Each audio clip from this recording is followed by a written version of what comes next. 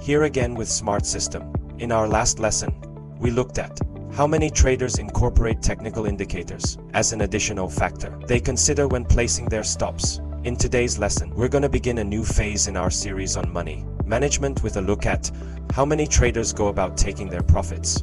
Before getting into the details of things, such as trailing stops and other methods that traders use to take profits, it's first important to understand some of the psychology behind taking. What may come as a surprise to many of you is that just as many traders have problems letting their profits run as they do cutting their losses quickly.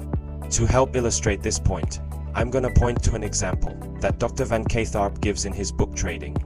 His Trading Your Way to Financial Freedom.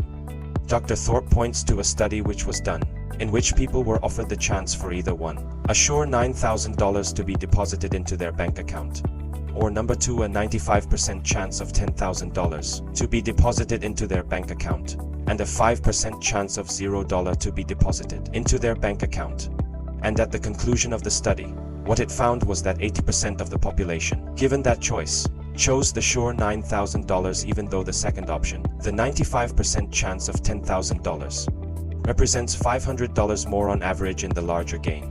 And this is a great example, which exhibits the psychology behind why many traders fail as it relates to taking their profits off the table too quickly and not being willing to give up some of those profits, wanted to take them quickly.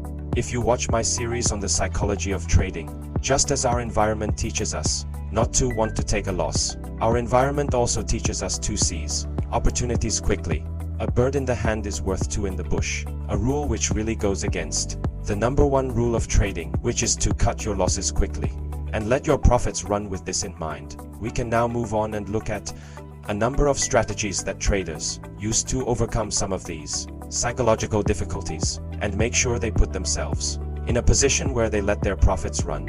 The most popular way of doing this is what's known as a trailing stop, which in very simple terms is a way that traders move their stop up if they're long in a position and that position begins to move in their favor, or move their stop down if they're short in a position and that position moves in their favor, to either further limit the amount of loss that they're going to take on that position should the market reverse direction, or to lock in some of the profits if they're already in the black on that trade if the market moves in the opposite direction. If you remember from some of our previous lessons, we've already gone over several methods which could be used to place trailing stops, and one's very specific one is the parabolic SAR. In next lesson, we're going to go over some of the specific strategies of which you can use in combination with some of the other things that we've learned so far to help lock in those profits and overcome some of the psychological difficulties. Put yourself in the successful percentage of traders instead of the large percentage that are unsuccessful.